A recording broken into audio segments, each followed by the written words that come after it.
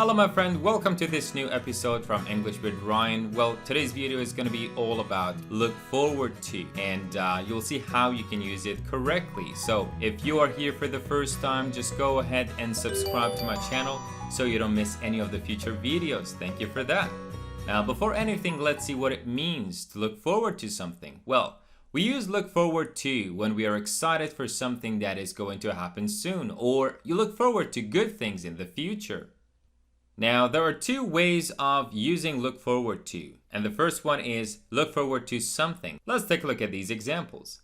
I really look forward to my vacation. I really look forward to the final match next week. I really look forward to a relaxing weekend. I really look forward to my birthday. So many cool gifts. I look forward to our photography day trip. And the second way you can use this one is look forward to verb plus ing. I really look forward to taking that photography course. I really look forward to visiting Japan next year. I really look forward to sitting down with you and chatting all day.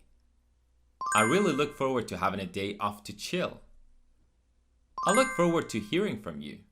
A very common question that I get is, what's the difference between I look forward to something and I'm looking forward to something? The answer is, the first one is really formal and the second one is informal or friendly. Let's take a look at these examples. First, formal. I look forward to hearing from you. You use it like, I know it's a very cliche expression, but you use it at the end of a letter or email or something. We look forward to working with you on this project. Probably this is something that the manager would say. This is something that a colleague would say. Neela looks forward to working as the head of HR in her new company.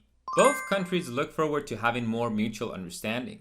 Experts look forward to the new administration solving the problems. Now, as you can see in all of these, the tone is really formal. But in the second group, they are informal or friendly. I'm looking forward to celebrating your birthday with you. We are both looking forward to enjoying our break in Bali. Are you looking forward to moving to your new apartment?